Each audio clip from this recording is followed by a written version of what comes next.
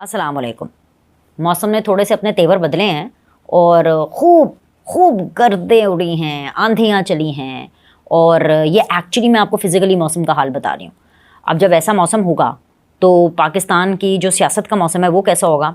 तो सियासत का मौसम तो खैर ठंडा ही है, क्योंकि सियासतदान तो आपको पता है कि मीटिंग्स कर रहे हैं और सियासतदान जो है वो किसी तरह इन्वेस्टमेंट के ऊपर फोकस कर रहे हैं कि कहीं ना कहीं से कुछ ना कुछ आ जाए।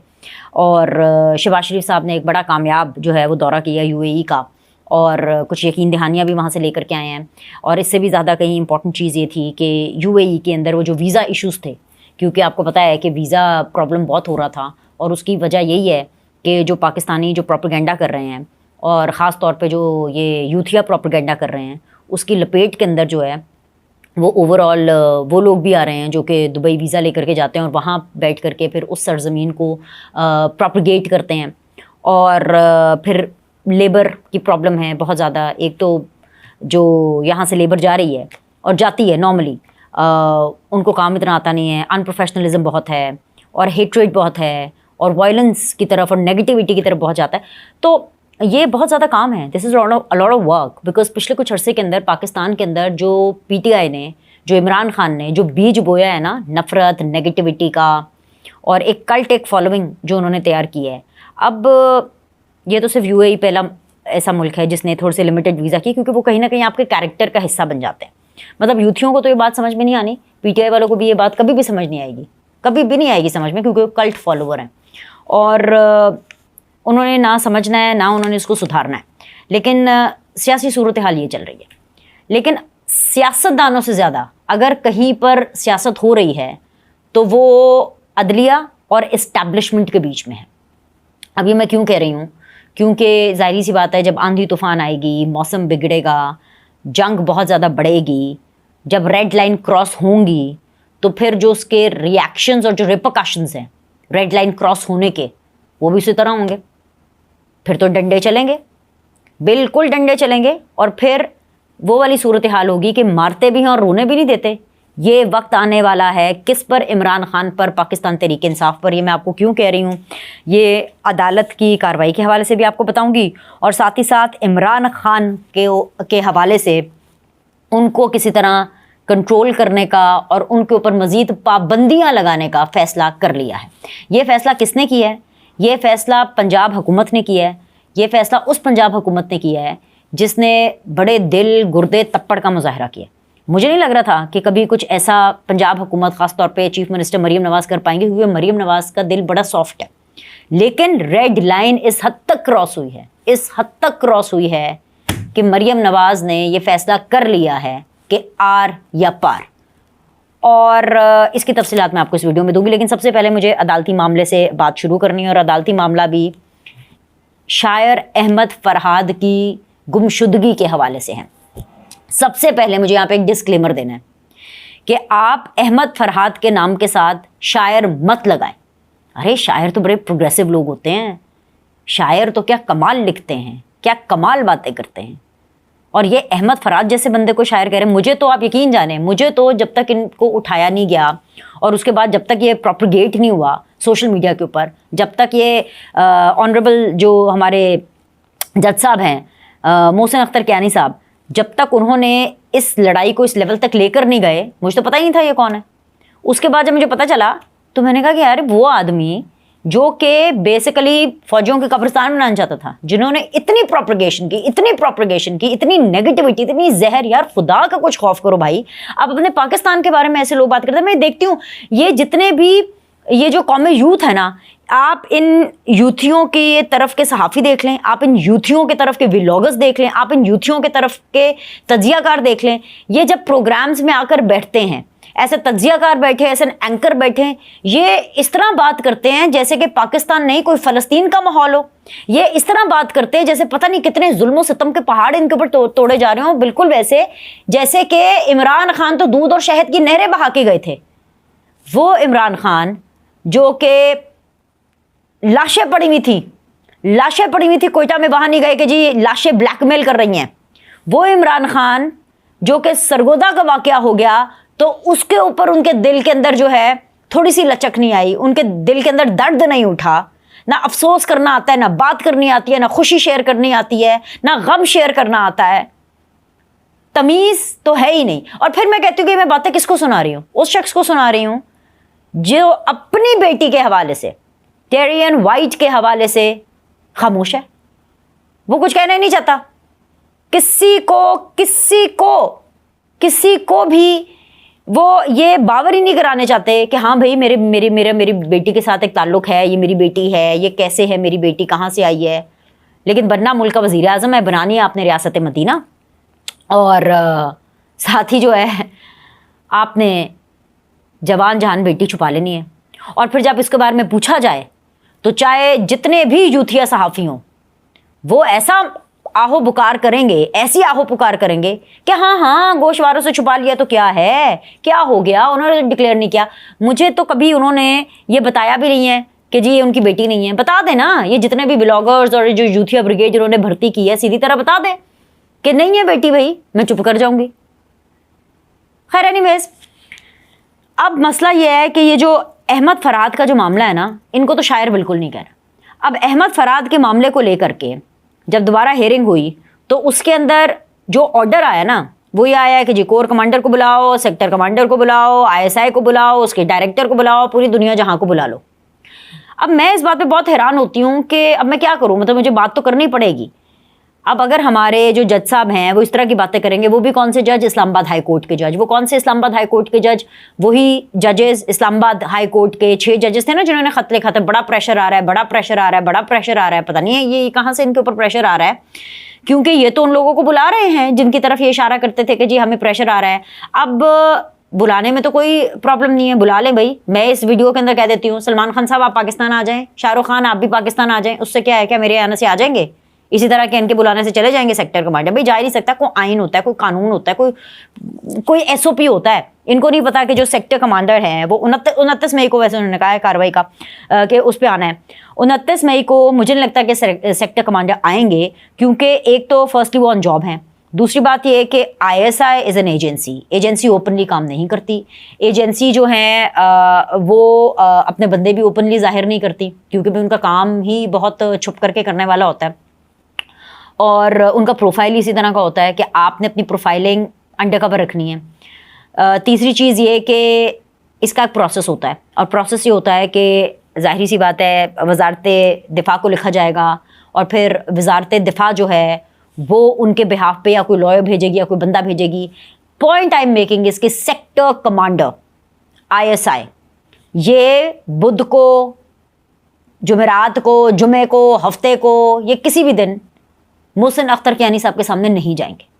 تو یہ جو اپنی طرف سے ایک سٹنٹ ہے نا، یہ سٹنٹ ہی ہے کہ ہم بہت دلیر ہیں، اور یہ سٹنٹ ہی ہے کہ دیکھا جے پھر مزہ آیا جے اسی تے ISI نو بلا لیتا، مطلب ہوتا ہے نا کہ بھار بڑھانا۔ یا پھر آپ یہ کہہ لیں کہ وار آف ایگو، اپنی ٹانگ اوپر رکھنا کہ ایسی کی تیسی ISI والے ہوتے کون ہیں بھائی، کیا ہے اس کی اتنی ویلیو، کیا ہوتی ہے ISI کی تو اتنی کوئی خاص قسم کی ویلیو نہیں ہوتی ہے، وہ تو عام سے ہمارے لوگ ہوتے ہیں، اس میں ایسی کون سی بات ہے۔ سو معاملہ یہ ہے کہ ایک تو سب سے پہلے تو میں آپ کو یہ بتا دوں کہ جو ISI کے جو سیکٹر کمانڈر ہیں حاضر ہونے کا جو کہا گیا ہے وہ تو نہیں جائیں گے۔ تو مجھے لگتا ہے کہ محسن اختر کیانی صاحب کو اس حوالے سے تو بہت زیادہ مایوسی ہوگی، اور ظاہر سی بات ہے مایوسی ہونی بھی چاہیے۔ دوسری چیز یہ کہ ہر ایک کی عزت ہوتی ہے، اگر ججز کی عزت ہے تو سیاستدانوں کی بھی عزت ہے، MNAs کی بھی عزت ہوتی ہے، سینیٹرز کی بھی عزت ہوتی ہے۔ یہ جو کہہ رہے ہیں نا کہ سیکٹر کمانڈر کی حیثیت ایک SHO سے اوپر نہیں ہے، تو یہ اپنی طرف سے سیکٹر کمانڈر کو ڈیمین کر رہے ہیں۔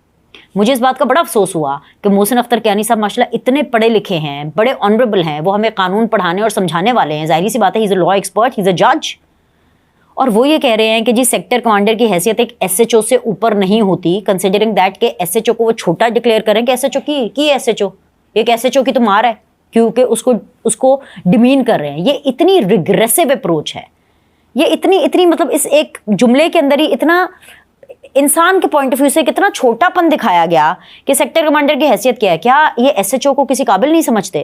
SHO کی بھی عزت ہوتی ہے بھائی، تو سیکٹر کمانڈر کی بھی ایک عزت ہوتی ہے، وہ ایک انسان ہے، پہلے بیان دے پھر پیش ہوں، ٹھیک ہے، کہ وہ ایک انسان ہے، تو آپ انسان کو اچھے طریقے سے مخاطب تو کریں، آپ اس کو اس طرح سے کمپیریزن کر کے آپ ایک SHO کی بھی تذلیل کر رہے ہیں اور آپ سیکٹر کمانڈر ISI کی بھی تذلیل کر رہے ہیں. یہ شاید آپ یہ اسی لیے کر رہے ہیں تاکہ تذلیل ہو. تو میں تو صرف یہی پوچھوں گی, اے بندہ مسلسل ISI دے پیچھے پہ گیا جے, اے بندہ چاندہ کیجے, اے بندہ کی چاندہ جے. اب آپ مجھے بتائیں کہ اگر اس کے اوپر ISI بولے تب پھنستی ہے, نہ بولے تب پھنستی ہے, اگر بولے تو ہائے ہائے ہائے ہائے ہائے ہائے اتیاچار ہو گیا, ظلم ہو گیا ہے, اور اگر نہ بولے تو دیکھا دیکھا ISI ڈر گئی, دیکھا دیکھا ہم نے کیسے ISI کو پچھاڑ دیا.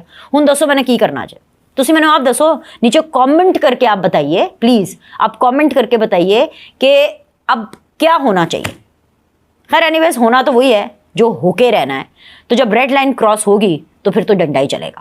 اس لیے میں کہتی ہوں کہ مسئلہ یہ ہے. دوسری طرف ہاں سچ ایک اور چیز اس سے پہلے کہ میں یہ بھول جاؤں, سوشل میڈیا کے اوپر آج پھر PTI نے اپنے آفیشیل پیج سے جو ہے وہ روزانہ کی بنیاد پر, خیر میں آج کی کیا بات کر رہی ہوں, ویسے تو روزانہ کی بنیاد پر, تو اس کو آج کو کر لیں کہ ایک اور بہت بڑا فلائر لگایا ہے اپنی ریٹنگ کے لیے اور اپنے پیج کی فالوئنگ کو مزید بڑھانے کے لیے. اور وہ جو فلائر ہے, یہ جو ہمارے آرمی چیف ہیں ان کی بھی تصویر ہے اور بڑی ان کی تصویریں لگا کر کے, اور SIFC کو جو ہے, جو کہ بیسیکلی ایک سرمایہ کاری کرنے کے لیے ایک وہ تمام طرح ایک باڈی بنائی ہوئی ہے, اس کو جو ہے پھر سے نشانہ بنایا گیا. بڑی سیدھی سی بات ہے, ان جو ہوچے ہتھ کنڈوں سے کچھ نہیں ہوگا. ان کو کیا لگتا ہے کہ یہ ڈیمیج کر پائیں گے, ان کو کیا لگتا ہے کہ اس سے آرمی چیف ہوں یا ایجنسیز ہوں وہ ڈر جائیں گی یا وہ ان کے ہاتھوں بلیک میل ہونے کے لیے تیار ہوں گے. کچھ خدا کا خوف کریں, ایجنسیز ہیں, اسٹیبلشمنٹ ہیں, they don't work like this. یہ اتنی چھوٹی لڑائیوں میں نہیں پڑتے ہیں, اور اللہ کا شکر ہے کہ ہمارے پاکستان کے رکھوالے یہ ہیں, کیونکہ ان کے ہوتے ہوئے ان جیسے یعنی عمران خان جیسے لوگ, ان کا جو نیگیٹو ناسور جیسا جو ان کا بیانیہ ہے وہ آگے نہیں بڑھ سکتا, کیونکہ پاکستان انشاءاللہ آگے بڑھے گا اور پاکستان بڑھے گا. یہ لوگ جو ہیں یہ ادھر ہی رہ جائیں گے. یہ بہت ریگریسو اور پتہ نہیں کوئی نچلے درجے کی سوچ رکھنے والے, یہ اس طرح کے لوگ ہیں. خیر اینی ویز یہ دوسری بات ہوگی. اب تیسری بات جو ہے وہ ان ساری چیزوں سے جڑی ہے. وہ اس لیے ان ساری چیزوں سے جڑی ہے کیونکہ عمران خان صاحب جتنے چاہے مرضی آرٹیکلز لکھ لیں باہر کے ملک کے اندر, اپنے قتل کا منصوبہ جو کہ ایک خود ساختہ ہے اور اس کا الزام وہ ایجنسیوں پر ڈالتے ہیں, بلکہ ایجنسیوں پہ فرد واحد, وہ تو اب ڈائریکٹلی فرد واحد پہ ہو گیا نا کہ جنرل آصم منیر کے اوپر ڈالتے ہیں. ٹھیک ہے, تو اور جھوٹ بولتے ہیں, سراسر غلط بیانی کرتے ہیں, فضول باتیں کرتے ہیں, نان سینسیکل باتیں کرتے ہیں, کمپلیٹلی اٹرلی نان سینس. اس سے زیادہ میں کوئی اور سخت لفظ استعمال نہیں کر سکتی کیونکہ میں اس لیول پہ گرنا نہیں چاہتی.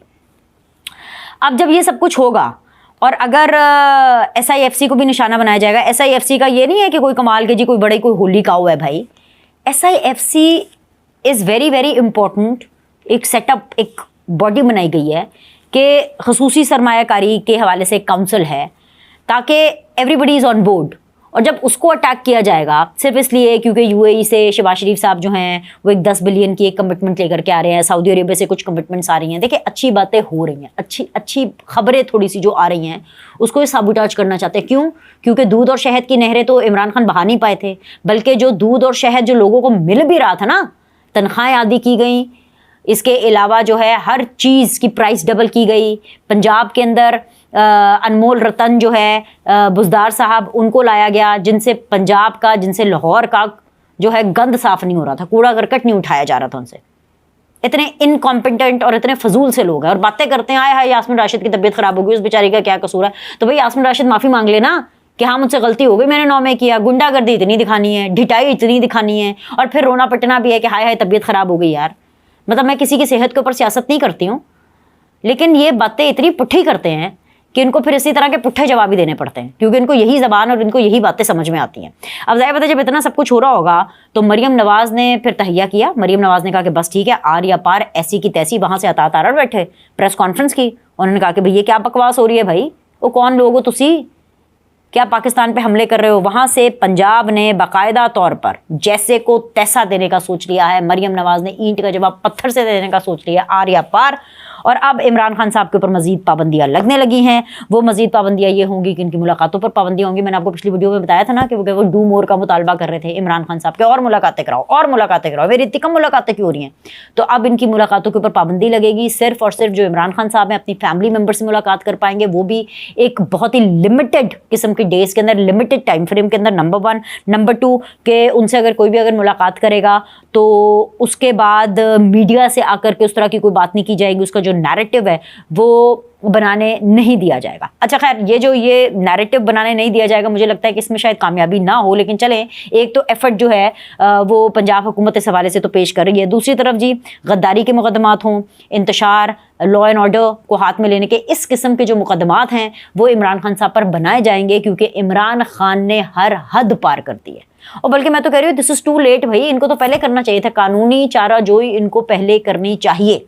نہ صرف یہ بلکہ ہر وہ شخص, میں یہاں تک جا کے بولوں گی کہ ہر وہ شخص جو کہ ایک یوتھیا بریگیڈ کا اینکر, یوتھیا بریگیڈ کا ولاگر, یوتھیا بریگیڈ کا اینالسٹ, ان کو روک لگائیں بھائی, ان کو روک لگائیں. کیونکہ یہ ایکچولی جینون صحافی یا رپورٹر نہیں ہیں, یہ ایکچولی جینون پاکستان کی طرف کام نہیں کرتے, یہ ایجنڈاز پہ کام کرتے ہیں.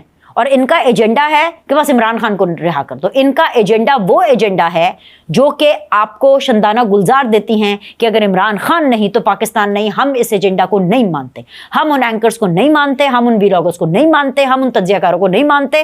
تو بھائی پنجاب حکومت ہو, وفاقی حکومت ہو, ریاست ہو پاکستان کی, اور ساتھ ہی ساتھ میں عدلیہ کو بھی کہوں گی کہ کچھ نظر کرم ادھر بھی کریں, آپ کچھ ادھر بھی کریں کہ آپ کھولیں ذرا ٹیلی ویژن چینل. روز آپ دیکھتے تو ہوں گے ٹی وی, سارے ججز دیکھتے تو ہوں گے ٹی وی, سب دیکھتے ہیں. آپ ٹی وی کھولیں, آپ ویلاگنگ دیکھیں, آپ کو پتہ چل جائے گا کہ کون پرو پاکستان ہے اور کون اینٹی پاکستان ہے. ابھی کے لیے اتنا ہی. لائک کریں, سبسکرائب کریں. آپ سے اگلی ویڈیو میں ملتے ہیں.